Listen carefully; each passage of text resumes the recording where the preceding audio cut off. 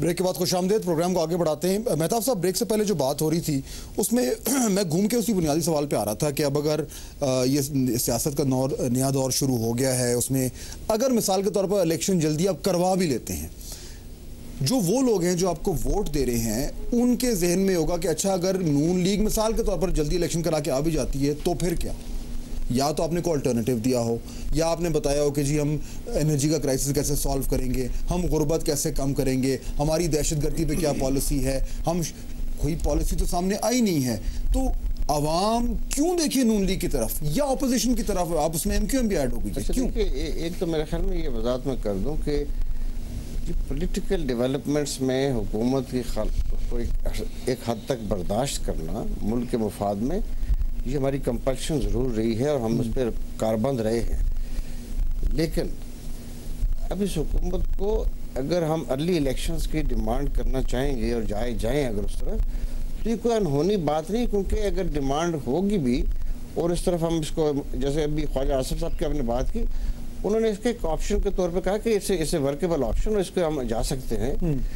ये नहीं हमने कहा कि हमने तय कर लिया कि हम जाएंगे। This is one of the options जो हमारे जहन में हो सकती है और है भी, वरना उसी जिसे कहते हैं उसी पुरानी तनख्वाह नहीं है हमारे पास, हम ये ऑप्शन भी हमने रखी हुई है। लेकिन अगर हम अर्ली इलेक्शन चाहेंगे तो it will be nearly after 4 years। ठीक है, देखिए 4 साल एक हुकूमत का बर्दाश्त करना, उसका चलना, और ऐसी हुकूमत जो बदतरीन हो उसको बर्दाश्त करना कोई गैर मामूली बात हो चुकी है। अर्ली इलेक्शन का डिमांड करना कोई गैर मामूली बात नहीं है। हसन निसार साहब ज्वाइन कर रहे हैं। इसलिए जो बात नाजिर साहब ने की मैं उससे इत्तेफाक नहीं करता हूँ। कोई तमाशा नहीं है, इससे कोई खराबी नहीं आएगी। अच्छा, पाकिस्तान के इश्यूज हैं, उन इश्यूज को रिजॉल्व करने के लिए हम समझते हैं कि हम इसके लिए तैयार हैं। गुरलीन साहब, मैं आपकी तरफ भी आता हूँ। हसन निसार साहब हमें ज्वाइन कर रहे हैं, मशहूर कॉलमिस्ट हैं। हसन निसार साहब, जो जिस थीम को मैं लेके चल रहा हूँ वो ये है कि नया जोड़ तो शुरू हो गया है, सियासी तमाशा, खेल तमाशा शुरू हो रहा है, हंगामा राई शुरू हो रही है, अवाम के मसले वहीं पे खड़े। अगर ये म्यूजिकल चेयर चलता रहा, हुकूमतें गिरती रहीं, तो हमें कोई प्रोग्रेस हो रही है हमारे सिस्टम में? हमें को फायदा हो रहा है इस जमहूरियत से? क्या हो क्या रहा है? फाद, पहली बात तो ये है कि मुझे आपकी आवाज़ ठीक से नहीं सुनाई दे रही। मैं अंदाज़ा नहीं, आई कुड हार्डली है यू। अच्छा, लेकिन जो बात आप कर रहे हैं, जिस मैं अपना उसमें थोड़ी आवाज़ है, थोड़ा मेरा अपना गैसवर्क है, उसके मुताबिक कि इस मुल्क के ये जो तमाशबीन सियासतदान हैं, ये इनसे किसी खैर की तवक्को तो आप को नहीं रखनी चाहिए, कम से कम मुझे नहीं है।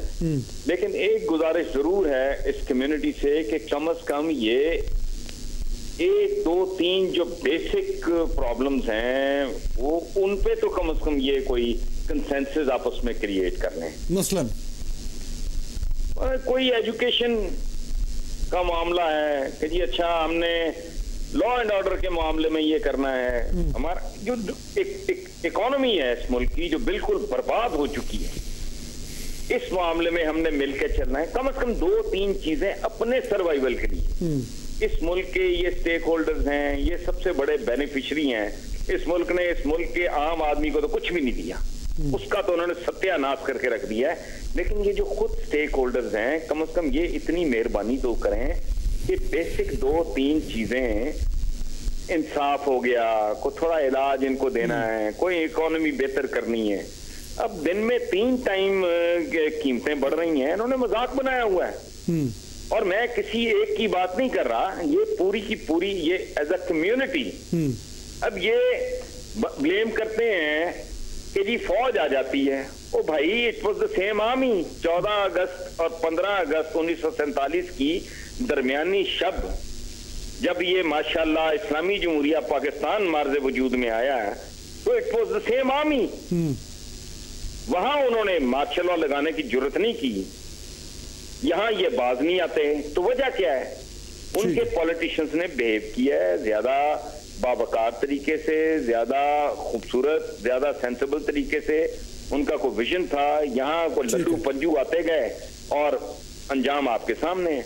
तो चंद बेसिक चीजों पे मेरी, और I am not asking for the moon, मेरी सिर्फ ये गुजारिश है कि चंद एक बेसिक 2-3 चीजों पे ये सब तय करने। ये नहीं है कि वो चला गया, उसकी पॉलिसीज बोल लो, कंटिन्यूटी नाम की इस मुल्क में चीज ही कोई नहीं। ठीक है, ये बुनियादी वजह है। जी हसन निसार साहब, बहुत शुक्रिया आपका। हसन निसार साहब लाइन पे रहे, मैं बहुत एहतराम है हसन निसार साहब का, ये बड़े दानिश्वर हैं और मैं उम्मीद करता हूँ जैसे साहिबान से कि अच्छी गुफ्तगू नहीं कर सकते तो अच्छी अल्फाज जरूर चुनाव कर सकते हैं। इन्होंने जो बातें की हैं, इनका अपने राय है, ये तमाशबीन सियासतदान, ये बुरा भला करना, ये दिस इज नॉट जज्बात लोगों के यही नहीं। देखिए जज्बात तो हम यहाँ पे भड़के हुए हैं। देखिए आप शाह साहब, हम आपके पास आते हैं, हम गालियां सुनने के लिए नहीं आते यहाँ पर किसी के पास। वी आर रिस्पेक्टेबल पीपल, हम अपनी इज्जत और एहतराम को जानते हैं और किसी ने अगर हमें मैयर करना है तो हमें अपने अपने मुकाम पर मैयर करे। किसी आदमी को हम इजाजत नहीं दे सकते कि वो अपनी जुबान से बदतमीजी की बातें करे। जो आदमी बुरा है उसको बुरा कहना चाहिए। जो तनकीद हो रही है ना, मैं जो तनकीद हो रही है, गुलेर साहब आप इसमें इन्वॉल्व हो, तनकीद ये हो रही है कि हमारा मवाजना हो रहा है ना सर बाकी मुल्कों से, कि हम चले गए, बाकी मुल्क आगे निकल गए। मैं आपसे इत्तेफाक करता हूँ कि पाकिस्तान में मजमूई तौर पर उनकी इस बात से भी मुझे इत्तेफाक है कि हमारे साथ मुल्क आज़ाद हुआ हिंदुस्तान, वो हमारे से बेहतर है। हमसे बेहतर नहीं, हमें से आज दुनिया के एक बड़ी emerging economic as well as military power है और आज से 20 साल पहले 1990 तक वो हमारे साथ थे, हमारे जैसे थे। 20 सालों में उन्होंने तरक्की कर ली। उनके यहाँ उनके जो सियासतदान थे उन्होंने अच्छा बिहेव किया। हमारे यहाँ सियासतदानों ने भी अच्छा बिहेव नहीं किया। हमारे यहाँ दूसरे जो गैर सियासी हुक्मरान थे, जो उन्होंने भी जनरल थे, उन्होंने भी अच्छा बिहेव नहीं किया। लेकिन इसका ये मतलब नहीं है कि हम इस मुल्क को कैसे चलाएं। आप बताइए।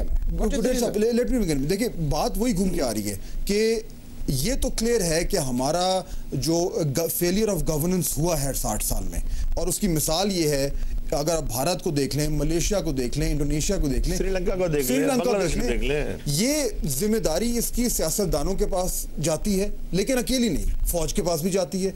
लेकिन फौज, सियासतदान, उन सब में एक कॉमन चीज है, वो सब हुक्मरान रहे हैं। हुक्मरानों का फेलियर है। 2011 आ गया गुडेल साहब, कब तक हम आप लोग एक दूसरे पर इल्जाम तराशी करते रहेंगे, ये पूछ रही है अवाम। फहद, सबसे पहले तो मैं ये कहूँगा कि फेलियर है तो क्यों है। निज़ाम को बदल नहीं होना चाहिए, चेहरे बदली नहीं होना चाहिए कि आज ये आ गया तो पोता आ गया तो नवास आ गया।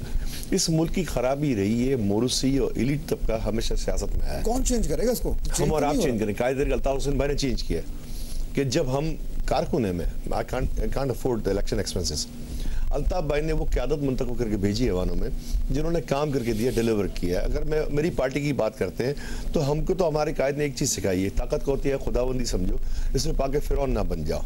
और दूसरी बात हमें सिखाई कि अपनी मिट्टी पे चलने का तरीका सीखो, ठीक है, संगे मत चलो कोई फिसल जाओ। लेकिन ये अल्फाज हमने डिलीवर किया है। फाद ऐसा ज्यादती ना करें आप कि एमक्यूएम ने मिडिल क्लास की नुमाइंदगी की है। निजाम बदली होना चाहिए। जब तक ये फीडरल क्लास के माइंडसेट वहां बैठेंगे वो कभी डिलीवर नहीं कर सकते।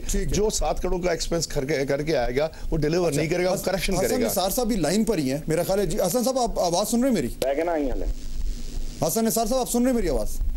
जी। अच्छा, ये वही वापस बात हो रही है कि ब्लेम गेम चल रही है ना, ब्लेम गेम चल रही है। मेहताब साहब कह रहे थे कि तनकीद जो है वो आपने सख्त अल्फाज में ज्यादा की है, वो आपने ज्यादती की है। मेरा भी ये पॉइंट ऑफ व्यू है कि तनकीद का हक बनता तो है, हमारा आवाम का बनता है। एक मिनट बाद मैं एक गुजारिश करना चाह रहा हूँ। पहली बात तो ये है कि उन्होंने इस बात का बुरा मनाया है तमाशबीन का। ये कुछ लफ्ज जो हैं वो मैं चूंकि ये मेरा प्रोफेशन है लफ्जों का इस्तेमाल और उनके मानी, मैं माजरत खा हूं अगर उन्होंने इनफैक्ट ही हैज मिसअंडरस्टूड तमाशबीन क्या होता है।